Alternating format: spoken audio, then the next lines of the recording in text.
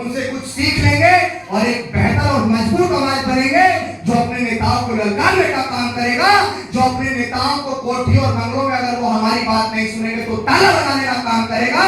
क्योंकि हमें ऐसे नेता नहीं चाहिए जो हमारे वोट का सौदा करके सिर्फ अपने घर परिवार को भरने का काम करें। हमें वो नेता चाहिए जो हमारे वोट लेकर हमारे लिए जमीन तोड़ के संघर्ष करे। साथी सभी संतों गुरुओं महापुरुषों को नमन करते हुए तथागत बुद्ध, संत कबीर, गुरु नानक देव, गुरु घासीदास, बिरसा मुंडा, पाखंडवाद के धुर विरोधी रहे पेरियार, ईवी, रामा स्वामी नायकर, संत गाडगे जी महाराज, लोकशाही अन्ना भाऊ साठे, वह इस देश में शिक्षा की अलख जगाने वाले राजपिता ज्योतिबा फूले, महामना सावित्रीबाई फूले, मां फातिमा शेख, इस देश में आरक्षण के जनक छत्रपति शाहू जी महाराज, वह हमें आपको मान सम्मान स्वाभिमान का जीवन देने वाले करोड़ों शोषित वंचित पीड़ितों के मसीहा, भारत के संविधान निर्माता, इस देश के भाग्य विधाता,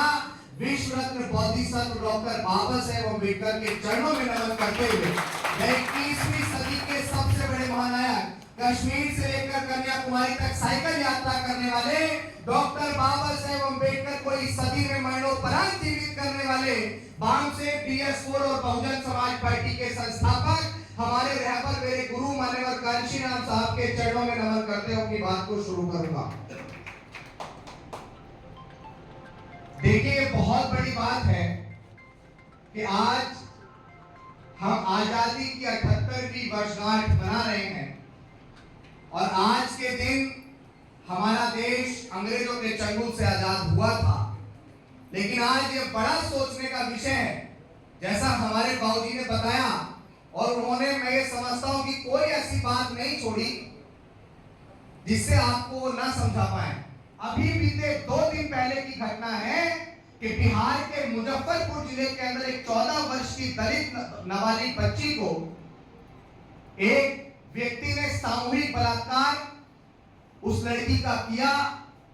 बोलने में भी इतना तकलीफ महसूस कर रहा हूं कि उसके प्राइवेट पार्ट पे 50 बार चाकुओं से हमला किया गया, उसके स्तन तक काट दिए गए। अब आप बताइए कि ये कैसी आजादी है? आज भी इस देश में हमारे लोगों को मुझे रखने पे मार दिया जाता है। आज भी इस देश में हमारे लोगों को डॉक्टर बाबा साहेब अम्बेडकर, जिन्होंने हमें मान सम्मान स्वाभिमान का जीवन देने के लिए, जिन्होंने हमें भारत का संविधान बना के दिया, उनकी जयंती मनाने पर महाराष्ट्र के नांदेड़ के अंदर अक्षर भालेराव को चाकू से गोद कर मार दिया जाता है। तो हम कहां आजाद हुए हैं? और आज हम डींगे मारते हैं कि हम लोग आजादी की 78वीं वर्षगांठ मना रहे हैं। ठीक है, देश आजाद हुआ होगा, लेकिन इस देश का दलित, पिछड़ा, हक वंचित समाज, SC ST OBC माइनॉरिटी आज भी आजाद नहीं हुआ।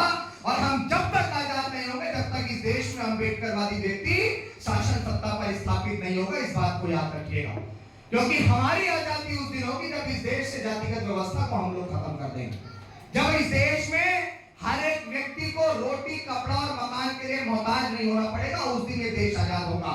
जब हमारे देश में शिक्षा, चिकित्सा और न्याय बिल्कुल फ्री मिलेगा, उस दिन हमारा देश आजाद होगा। मेरा आपसे सवाल है कि क्या डॉक्टर बाबा साहेब अम्बेडकर के मानने वाले लोग, वो डॉक्टर बाबा साहेब अम्बेडकर जो 32 डिग्री धारक थे, जो 9 भाषाओं के ज्ञाता थे, पूरे विश्व में उनसे पढ़ाका, उनसे बड़ा पढ़ाका कोई नहीं हुआ। आज भी उनके वंशज, एक्चुअल ब्लड की अगर मैं बात करूं तो महार जाति के लोग इसी महाराष्ट्र के अंदर 2x3 के कमरों के अंदर रहने को मोहताज है। क्या हम इसको आजादी कहेंगे? क्या हम इसको आजादी कहेंगे? डॉक्टर बाबा साहेब अम्बेडकर ने क्या कहा था? हमें इस देश में सामाजिक परिवर्तन और आर्थिक मुक्ति के आंदोलन को सफल करना है। अगर आपको सामाजिक परिवर्तन और आर्थिक मुक्ति के आंदोलन को सफल करना है तो हमें इस देश में अपना प्राइम मिनिस्टर, प्रधानमंत्री बनाना पड़ेगा।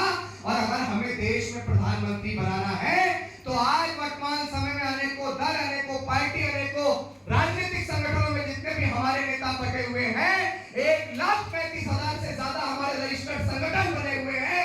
डॉक्टर बाबा साहेब अम्बेडकर ने संविधान के अंदर हमें पार्टी बनाने का अधिकार दिया, संगठन बनाने का अधिकार दिया, लेकिन आपस में बैर रखने को डॉक्टर बाबा साहेब अम्बेडकर ने कभी नहीं कहा था। आज हम एक ही विचारधारा के लोग, आज हम जय भीम की बात करते हैं, फूले अम्बेडकरी आंदोलन को स्थापित करने की बात करते हैं, उसको आगे बढ़ाने की बात करते हैं, लेकिन इसी महाराष्ट्र का कड़वा सच है कि आज भी डॉक्टर झूठा बना पा रहे हैं? बताइए।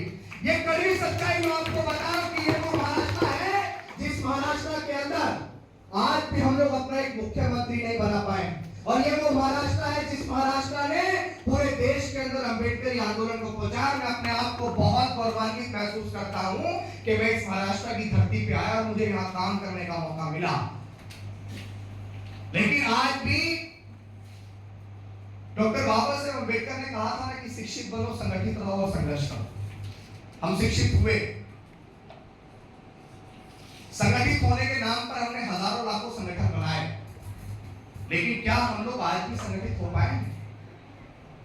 मैं चमार हूं, मैं जाटव हूं, मैं वाल्मीकि हूं, मैं कोरी, कुर्मी, पासी, धोबी, थानू, अहीर, गडरिया, गुज्जर, जाट, नाई, यादव, तेली, कुमार, महार, डोम, पटेल और अनेकों वो जातियां जिनके पुरखों के साथ शोषण समान था, और हमारे रहबर, हमारे मसीहा डॉक्टर बाबा साहेब अंबेडकर चीखते हुए आपको ये कहकर गए कि हमारे ऊपर होने वाला जब शोषण समान था तो हम अपनी लड़ाई को एकजुट होकर क्यों नहीं लड़ रहे हैं?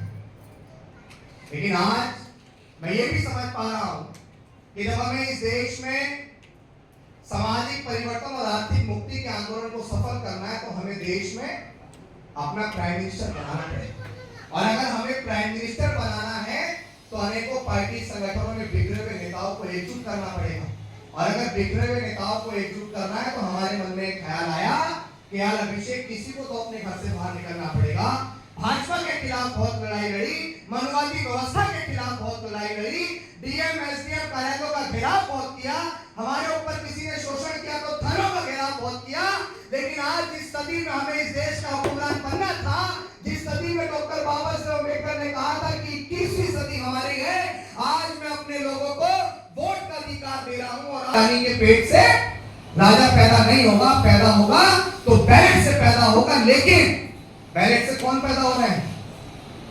बैलेट से पैदा वही लोग हो रहे हैं जिन लोगों ने रानी के पेट से राजा बन के जन्म लिया, और आज भी वही लोग शासन सत्ता पे स्थापित हैं।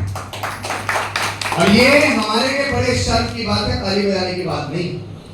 ये हमारे लिए इतनी शर्म की बात है कि जिस सदी में हमें इस देश का हुक्मरान बनना था, जिस सदी में हमारे लोकतंत्र की महापंचायत के अंदर हमारे सबसे ज्यादा खासदार होने थे, आज हम आके घुमा के देखते हैं तो इसी महाराष्ट्र की धरती से हमारा एक भी सांसद अम्बेडकरवादी उस सदन के अंदर नहीं पहुंचा है, तो हमारे लिए कितनी शर्म की बात है बताइए।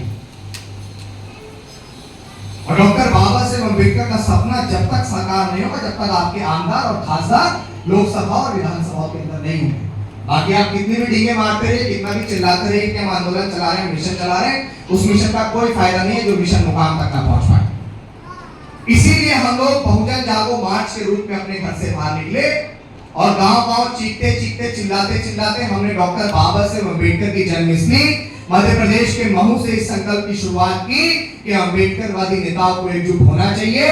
महू से इंदौर, देवास, सीहोर, सोनकच्छ, भोपाल, विदिशा, पुरई, ललितपुर, झांसी, डबरा, दतिया, ग्वालियर, मुरैना, धौलपुर, आगरा, हाथरस, अलीगढ़, औरैया, फिरोजाबाद, बुलंदशहर, हापुड़, मेरठ, गाजियाबाद, दिल्ली के जंतर मंतर लगभग 4.5 महीने के लंबे अंतराल के बाद क्या हमारा परिवार नहीं है? क्या हमारे साथ जो लड़के घूमते हैं क्या उनका परिवार नहीं है? आप लोग भी माने, अगर आपका बच्चा 10 दिन के लिए कहीं चला जाता है तो ऐसा लगता है कि घर का पूरा शैनो चमन हो गया। लेकिन आप सोचिए कि जिस घर से हम निकले हैं, प्रिंस भाई निकले हैं, ये 2 साथी निकले हैं, ये निकले हैं, और जो साथी निकले हैं इनके भी तो माँ बाप हैं, इनके भी भाई बहन हैं, इनके भी भैया भतीजे हैं। लेकिन अगर ये उस दुख, तकलीफ, पीड़ा उस परिवार को छोड़कर समाज के बीच पहुंचे हैं, हम लोग कोई पार्टी बनाने नहीं आए हैं, हम लोग कोई संगठन नहीं बनाने आए हैं, हम सिर्फ एक संकल्प के साथ आए हैं कि इस देश में बिखरे अम्बेडकरवादियों को, बिखरे अम्बेडकरवादी नेताओं को जब तक एकजुट नहीं कर देंगे तब तक हम लोग चैन की सांस नहीं लेंगे, और इसीलिए हम लोग अपने घर से बाहर निकले। लोग मुझसे कहते हैं कि यार जब आपको नेताओं को एकजुट करना है तो नेताओं के घरों के बाहर क्यों नहीं जाते हो? आज मुझे बताओ कि हमारे समाज का कोई भी नेता मनुवादी व्यवस्था से मुझे क्यों लगता कम है? आप जाके मिलने की गुहार लगाओ, 1 महीना आपको कोठी के बाद खड़े खड़े हो जाएंगे, नेता नहीं मिलेगा आपसे। पता है क्यों नहीं मिलेगा नेता आपसे? क्योंकि नेताओं को आपने बेलगाम घोड़े की तरह काम करने दिया, और नेता आपकी वोट से आज उस मुकाम तक तो पहुंच गया, लेकिन जब उसको अपने समाज को कुछ वापस लौटाना था तो उस समाज को लौटाते समय सिर्फ वो अपने परिवार को देख रहा था, इस समाज के लिए कुछ नहीं किया। मैंने देखा ना, मैंने यहाँ आने के बाद वो कड़वी सच्चाई महसूस करी जब मैं अपने घर से निकला तो हमने सुना है महाराष्ट्र जा रहे हैं, जहां से बहुजन मूवमेंट चलता है, जहां से बहुजन मूवमेंट पूरे देश के अंदर पहुंचा, जहां से माननीय कांशीराम साहब जैसे पुरोधा उस महाराष्ट्र की धरती से मूवमेंट को सीख के आए और पूरे उत्तर भारत के अंदर उस मूवमेंट को पहुंचाया। लोग जागरूक हैं, लेकिन बड़ी दुख की बात है कि लोग डेवलप नहीं है। बड़े दुख की बात है। आप सोचिए ना कि ये अपार्टमेंट जो बने हुए हैं, बड़े बड़े अपार्टमेंट, ये बड़ी बड़ी बिल्डिंगें, क्या हमारे लोगों के ख्वाब नहीं है कि हम लोग ऐसी बिल्डिंगों में जाके रहें? लेकिन आप मुझे बताइए कि हमारे समाज के कितने लोग ऐसे अपार्टमेंट्स के अंदर रहते हैं? नहीं रहते हैं ना? है ना तकलीफ की बात? और ये तकलीफ की बात किस लिए है? क्योंकि हमारे नेता बिखरे हुए हैं। आप बताइए ना, इस महाराष्ट्र के अंदर प्रकाश अम्बेडकर जी हैं, मैं दुनिया भर की बातों पे नहीं जाऊंगा, प्रकाश अम्बेडकर जी हैं, रामदास अठावले जी हैं, और जो दो नेता जोगिंदर कवाड़े जी और सब लोग खासदार बन के आए थे ना। आपने गाने के माध्यम से बताया, मुझे बहुत अच्छा लगा और आपने मुझे भावुक भी किया। और भावुक इसलिए किया कि बहुत सारे लोग कहते हैं कि आप बिना फालतू में घूम रहे हो, लेकिन मैं ये समझता हूँ कि कोई व्यक्ति अगर ईमानदारी से अपने विचारों को लेकर समाज के बीच पहुंचता है तो उसके विचार एक विचारधारा के रूप में परिवर्तित होते हैं। और आपके गाने के माध्यम से आपने मुझे वो विश्वास दिलाया कि जिस विचार को लेकर हम चल रहे हैं वो विचार धीरे धीरे घर तक पहुंच रहा है और वो चिंगारी एक दिन आग के रूप में परिवर्तित होगी और अपने नेताओं को मजबूर करेगी कि यार समाज अगर हमारा विरोध करने को उतर गया तो फिर ये कोठी और काफले किसी काम के नहीं रह जाएंगे, तो मजबूरी में उन्हें एकजुट होना पड़ेगा। तो आपने जो विचार गाने के माध्यम से मुझ तक पहुंचाया, तो आपके उस विचार ने मुझे और मजबूत कर दिया और मैं फिर आपको विश्वास दिलाता हूँ कि 100 बार तमन्ना से उतरे गहरे पानी में, कि 100 बार तमन्ना से उतरे गहरे पानी में अपने इस समाज की प्यास को बुझा के रहेंगे। और जो सर कभी झुके तो नहीं थे, दबाए गए थे, उन सरों को फिर से उठा के रहेंगे। और अंधेरों में रहकर उजाला भूल गए हैं जो, उन घरों में फिर से चराग जलाकर रहेंगे, उन घरों में फिर से चराग जलाकर रहेंगे। मैं आपसे सिर्फ इतना कहना चाहूंगा, जब ये बहुजन जागो मार्च पूरे देश की यात्रा करके अंतिम पड़ाव पे दिल्ली पहुंचेगा, तो बस आपने तमाम नेताओं के झंडे पकड़े होंगे, आपने तमाम नेताओं की गाड़ी के काफलों के अंदर पीछे दौड़ लगाई होगी, लेकिन अगर आप बहुजन जागो मार्च की बहुजन एकता संकल्प महारैली का हिस्सा बनेंगे और दिल्ली के अंदर लाखों की संख्या में अगर आप लोग इकट्ठा हो गए, तो मैं आपको विश्वास दिलाता हूं कि 29 के अंदर आने वाले लोकसभा इलेक्शन के अंदर फूले अम्बेडकर आंदोलन का व्यक्ति इस देश का प्राइम मिनिस्टर होगा। हम आपको लिख के देते हैं विश्वास के साथ। और अरे आप ईमानदारी से किसी संकल्प के साथ जुड़िए तो सही, आप ईमानदारी से अपने घर से बाहर निकलिए तो सही, एक दिन एक सच्चे आंदोलन को समर्थन करके तो देखिए। मैं आपको विश्वास के साथ दिलाता हूं कि जो घर आज भी झोपड़पट्टी में रहने को मोहताज है इसी महाराष्ट्र के अंदर, वो महान जाति के लोग अपार्टमेंट के अंदर रहेंगे। अगर नहीं रहेंगे तो हम लोग अपनी मूंछ कटवा लेंगे, आपको विश्वास के साथ बता रहा हूं। लेकिन आपको अपने समाज के मुख्यमंत्री और प्रधानमंत्री बनाने के लिए, एकजुटता बनाने के लिए आज पार्टी की कट्टरपंथी छोड़नी पड़ेगी, अपने नेताओं की अंधभक्ति छोड़नी पड़ेगी और नेताओं से सवाल करना पड़ेगा कि जब समाज आपको वोट देता आया, समाज को आप कहते हैं कि समाज एकजुट नहीं हो रहा है, समाज एकजुट नहीं हो रहा है, समाज आप सबको कितनी बार एकजुट होकर दिखाए? आप एकजुट हुए तो समाज भी एकजुट हुआ। हमारे 4 सांसद बन के आए, आप बिखर गए, समाज बिखर गया, हमारा एक भी सांसद बनकर नहीं आया। अब आप बताओ किसकी कमी है, समाज की या आपकी? हमारे नेताओं की कमी। और मैं आपसे यही कहूंगा कि अपने नेताओं को एकजुट करने के लिए हम जिस मुहिम को यहाँ से चला रहे हैं, अभी हम लोग मुंबई में घूम रहे हैं, हम लोग पुणे में जाएंगे, अहमदनगर जाएंगे, नासिक जाएंगे, पुणे जाएंगे, जलगांव जाएंगे, अकोला, अमरावती, यवतमाल, बांदा और नागपुर जाएंगे।